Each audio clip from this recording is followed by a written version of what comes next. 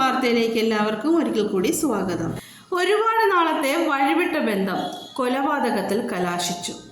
എൻ്റെ ഈ ചാനൽ ആദ്യമായിട്ടാണ് കാണുന്നവരുണ്ടെങ്കിൽ സബ്സ്ക്രൈബ് ചെയ്യാനും വീഡിയോ ഷെയർ ചെയ്യാനും ലൈക്ക് ചെയ്യാനും കമൻറ്റ് ചെയ്യാനും മറക്കരുതേ.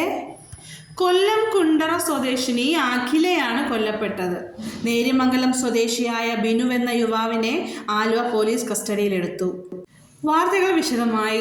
ആലുവയിലെ ലോഡ്ജിൽ കൊല്ലം സ്വദേശിനിയായ യുവതിയെ കഴുത്തിൽ ഷോൾ മുറുക്കി കൊലപ്പെടുത്തി. കുണ്ടറ സ്വദേശിനി അഖിലയാണ് കൊല്ലപ്പെട്ടത്. ഒപ്പമുണ്ടായിരുന്ന ആൺ സുഹൃത്താണ് കൊലപാതകം നടത്തിയത്. കൊലപാതകവുമായി ബന്ധപ്പെട്ട് നേര്യമംഗലം സ്വദേശിയായ ബിനു എന്ന യുവാവിനെ ആലുവ പോലീസ് കസ്റ്റഡിയിൽ എടുത്തിട്ടുണ്ട്.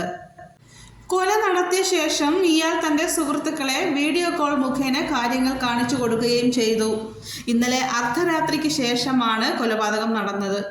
ആലുവ നഗരത്തിലെ തോട്ടുങ്ങൽ എന്ന ലോഡ്ജിലാണ് കൊലപാതകം നടന്നത്. ലോഡ്ജിൽ ആദ്യം എത്തിയത് ബിനുവാണ്. പിന്നാലെ അഖിലയും അവിടേക്ക് എത്തി. പിന്നീട് കുറച്ചു കഴിയോടെ ഇരുവരും തമ്മിൽ വാക്കുതർക്കമുണ്ടായെന്നാണ് പോലീസ് പറയുന്നത്.